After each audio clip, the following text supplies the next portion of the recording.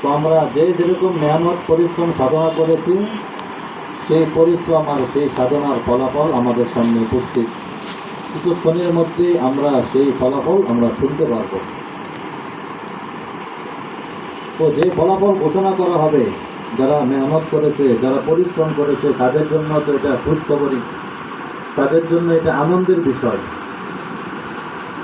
আর যারা আমরা মেহনত করতে পারি নাই, পরিশ্রম করতে পারি নাই, তাদের রেজাল্টটা ভালো আসবে না, এটাই স্বাভাবিক। তো তাদের জন্য শিক্ষা, তাদের জন্য এই মজলিস থেকে তাদের জন্য শিক্ষা, ওয়াজ, নসিহা হলো এই জিনিসটা মনের মধ্যে খুব ভালোভাবে গেঁথে নেওয়া, এই সিদ্ধান্ত মনে মনে নেওয়া এবং নিজের ব্রেনের মধ্যে, নিজের জেহেনের মধ্যে এই জিনিসটা খুব ভালো করে সেট করা যে আমি যদি মেহনত না করি তাহলে আমার ফলাফল এরকম খারাপই আসবে, যদি আমি পরিশ্রম না করি তাহলে আমার ফলাফল এরকমই আসবে। তো দেখা যাবে এরকম চলতে চলতে চলতে একসময় দেখা যাবে হয়তো আমার মাদ্রাসার লেখাপড়ার যে লম্বা সময় চলে যাবে, কিন্তু দেখা যাবে আমার মধ্যে কোনো যোগ্যতা, কোনো ইস্তেদাদ আমার মধ্যে তৈরি হবে না। জাতির কাছে যখন আমি যাব, জাতির কাছে গিয়ে নিজেকে লজ্জিত হতে হবে, জাতির কাছে গিয়ে লজ্জা পেতে হবে, জাতির কাছে গিয়ে নিজে কিছু পেশ করতে পারবো না, তখন জাতি যেরকমভাবে হতাশ হবে এরকমভাবে আমি নিজেও তখন লজ্জিত হব। কাজে এই মজলিস থেকে যাদের রেজাল্ট খারাপ হবে তাদের জন্য এই শিক্ষা যে আমি সামন থেকে ইনশাল্লাহ মেহনত পরিশ্রম খুব ভালোভাবে করবো ইনশাল্লাহ। পরীক্ষার মধ্যে যে রেজাল্ট আসে, এই রেজাল্ট এটা আজকে তোমাদের ব্যাপার থেকে যে পরিদর্শক এসেছিলেন, তিনি কয়েক জামাতের মধ্যে একটা বিষয় বলছেন, আমি শুনলাম, যে জামাতগুলোতে আমি ছিলাম, উনি বলছেন পরীক্ষার মধ্যে ভালো রেজাল্ট এটা ইস্তেদাদ এর পরিচয় বহন করে না। পরীক্ষার মধ্যে খুব ভালো রেজাল্ট করা, খুব ভালো রেজাল্ট আসা, এটা খুব ভালো যে তোমার যোগ্যতা আছে এটার পরিচয় বহন করে না। কিছুদিন আগে আল কাউসারের মধ্যে শিক্ষার্থীদের পাতার মধ্যে একটা সওয়াল জবাব করলাম। একটা আলেমুল আলেম সেখানে সওয়াল করছে যে আমার জামাতের মধ্যে কিছু ভাই এরকম আছে যে তাদের রেজাল্ট খুব ভালো, কিতাবও বুঝে, তাকরারও করায়, কিন্তু তারা যেই কাজটা করে সেটা হলো তারা দর্শে যাওয়ার আগে সামনের সবকটা মোতালা করে বাংলা বই দেখেন। দর্শে যাচ্ছে কিন্তু দর্শে বসার আগে বাংলা যে বই আছে, বাংলা যে সরা আছে, এই সরা দেখা যে সবকটুকু হুজুর পড়াবেন এটা মোটামুটি জেহানের মধ্যে নিয়ে নেয়। এরপরে দর্শের মধ্যে হুজুর যখন পড়ায় তখন সে বুঝে, উস্তাদ জিজ্ঞাসা করলে সে জবাব দিতে পারে, আবার সবকের পরে সে তাকরারও করাইতে পারে। আবার দেখা যায় পরীক্ষার মধ্যে তার রেজাল্টও খুব ভালো আসে, খুব ভালো রেজাল্ট হয়। তখন এটা যে কাজটা সে করতেছে এটা আসলে কোনো ইস্তেদাদ কিনা, তার এই কাজটা ঠিক কিনা। সেখানে আব্দুল মালিক সাহেব জবাবের মধ্যে স্পষ্ট করে লেখছেন, এটা কখনোই যোগ্যতার পরিচয় না। একজন তালেবুল ইলমের জন্য এই কাজটা করা কখনোই উচিত না। যে সে মুতালা করবে, বাংলা কিতাব থেকে কিছুক্ষণ সে দেখলো, যে বিষয়টা হুজুর পড়াবেন এটা সে মাথার মধ্যে নিয়ে নিল, এটা একজন তালেবুল ইলমের জন্য কখনোই করণীয় না। এটা হলো মুতালার সাথে ধোঁকাবাজি করা। এটা মুতালার সাথে কি করা বলেন? ধোঁকাবাজি করা। এলেম তো এমন জিনিস, এলেমের জন্য মেহনত আর পরিশ্রমের কোনো শেষ নাই।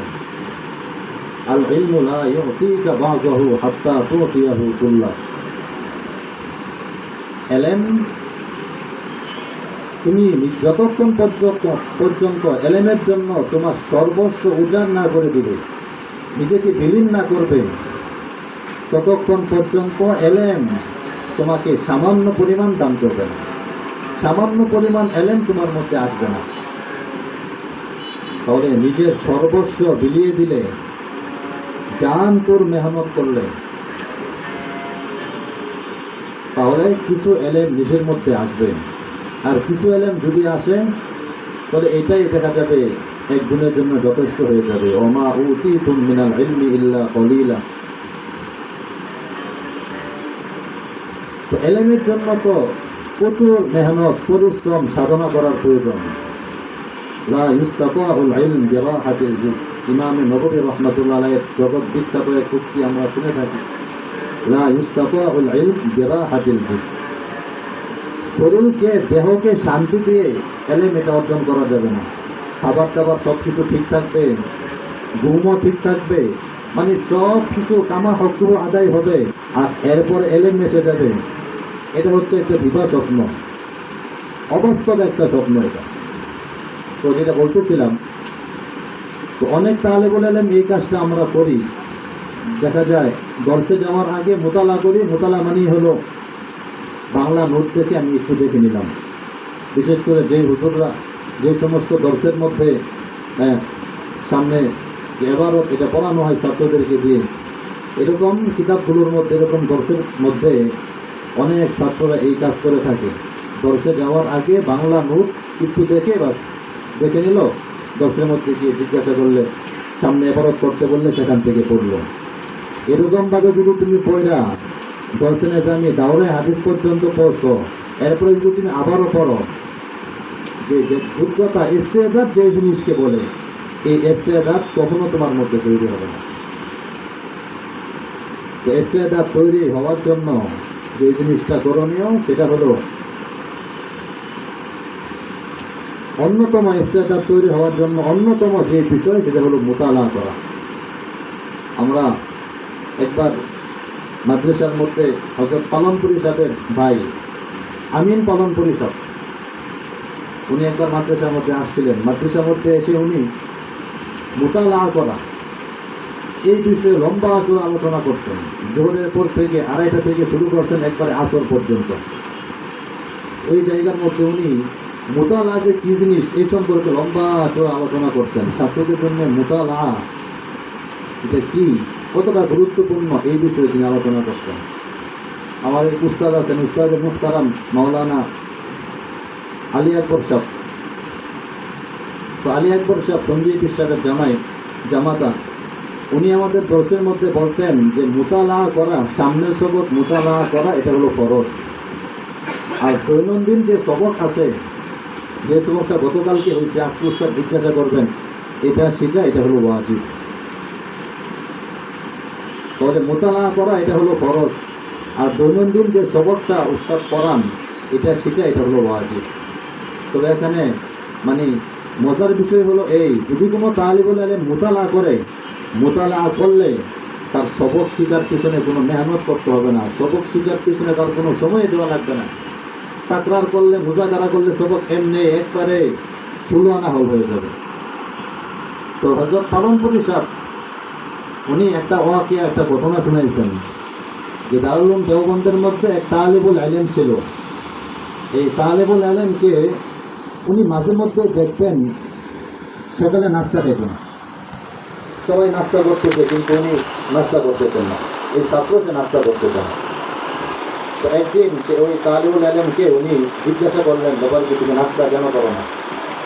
তখন তালিবুল ইলম জবাব দিল যে যেদিন আমার মুতালা কমপ্লিট হয়ে যায়, সবগুলো কিতাব আমি মুতালা করতে পারি, ওই দিন আমি নাস্তা করি।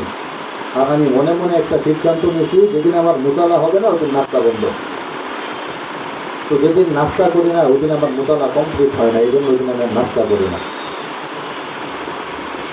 তো মুতালা একজন ছাত্রের জন্য ইস্তেদাদ আর যোগ্যতা তৈরি যে জিনিসের মাধ্যমে হবে সেটা হলো মুতালা। হযরত আশরাফ আলী থানভী রাহমাতুল্লাহ আলাইহি যদিও 3টা বিষয়ের কথা বলছেন, 3টা বিষয়ের মধ্যে থেকে ইস্তেদাদ যে জিনিসের মাধ্যমে তৈরি হবে এটা হলো মুতালা। মুতালা করলে ইস্তেদাদ তৈরি হবে, ইস্তেদাদ বাড়তে থাকবে। ইস্তেদাদ যে জিনিসকে বলে ওই জিনিসটা ধীরে ধীরে বাড়তে থাকবে। ব্যাপকের নাহু সরফে যে প্রশিক্ষক ছিলেন মাওলানা শিবকুর আহমদ রহমাতুল্লাহ আলাইহি, ইন্তিকাল করছেন। ওনার একটা কিতাব আছে তাদরিবুল মুদাররিবিন, সম্ভবত এই নামে একটা কিতাব আছে। ওই কিতাবের মধ্যে উনি ইস্তেদাদ কাকে বলে, যোগ্যতা কাকে বলে, এটাই পরিচয় দিতে গিয়ে উনি লম্বা পুরো একটা লিস্ট সেখানে আনছেন। এটার মধ্যে প্রথম দিকে একটা হলো ইসমি ইশারার মুসা অনিলে নির্দিষ্ট করা। ইসমি ইশারার মুসা অনিলে নির্দিষ্ট করতে পারা। জমিরের মার্জিন, জমিরটা কার দিকে ফিরল, এই জমিরের মার্জিন এটা নির্দিষ্ট করতে পারা। এরকমভাবে ইসমে মৌসুলের যে সেলা থাকে, ইসমে মৌসুলের পরে যে বাক্যটা সেটা সেলা বলে না, সেলা বলে। সেলার মধ্যে একটা জমির কাটতে হয়, এই জমিনের নাম কি? হ্যাঁ, জমিনের নাম হলো আইব। এই জমিনটা ঠিকভাবে নির্দিষ্ট করতে পারা।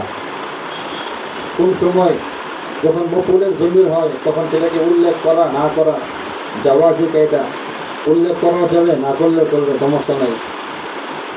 মফুল বাদ দিয়ে অন্য ক্ষেত্রে এই জমিটা অবশ্যই উল্লেখ করতে হবে।